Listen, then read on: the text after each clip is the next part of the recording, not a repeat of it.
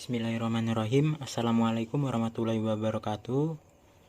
Saya Tegar Wahyuldani, perwakilan dari kelompok 8 yang beranggotakan Muhammad Aldo Wijaya dan Tegar Wahyuldani. Kami di sini akan menyampaikan materi tentang pengertian akal dan wahyu dan hubungan akal dan wahyu. Baik, materi pertama akan disampaikan oleh saya mengenai apa itu pengertian akal.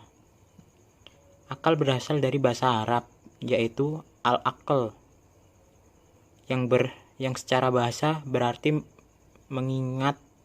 mengingkatkan dan pemahaman terhadap sesuatu.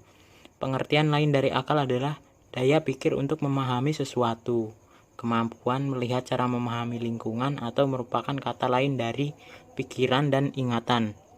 Fungsi akal yang pertama yaitu tolak ukur akan kebenaran dan kebatilan.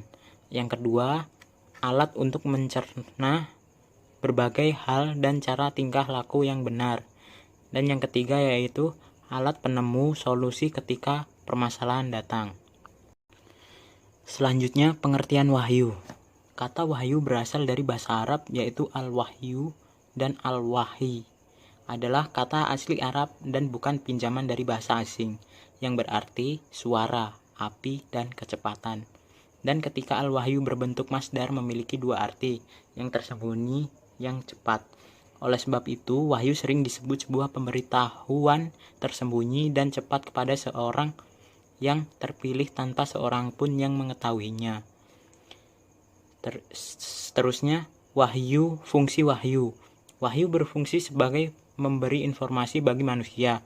Yang dimaksud memberi informasi di sini yaitu wahyu memberi tahu manusia sebagai cara berterima kasih kepada Tuhan, menyempurnakan akal tentang mana yang baik dan yang buruk, serta menjelaskan perincian upah dan hukum yang akan diterima manusia di akhirat. Baiklah, perkenalkan nama saya Muhammad Aldo Wijaya. Di sini saya akan melanjutkan presentasi dari Tegar Wahyuldani. Hubungan wahyu dan akal. Wahyu dan akal sebenarnya tidak perlu dipertentangkan lagi tentang secara diametral karena wahyu diturunkan untuk menuntun akal agar berjalan baik sesuai dengan rambu-rambu Tuhan. Lalu dengan sebaliknya, akal diciptakan untuk menjadi tolak ukur atau misyar untuk membedakan mana yang baik dan mana yang buruk, mana yang suci dan mana yang najis, dan mana yang maslahah dan mana yang mafsadah. Kemudian, akal dan wahyu merupakan dasar dan tolak ukur untuk menganalisa dan menilai setiap persoalan kalam.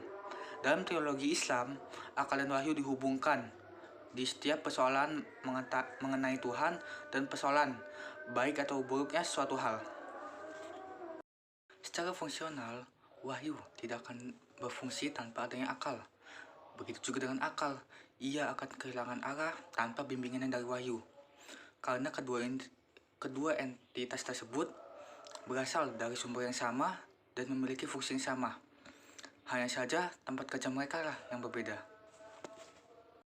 Sekian presentasi dari kami. Apabila ada kesalahan kata, kami ucap minta maaf, dan kepada Allah kami minta ampun. Wabillahi taufiq wal hidayah. Wassalamualaikum warahmatullahi wabarakatuh.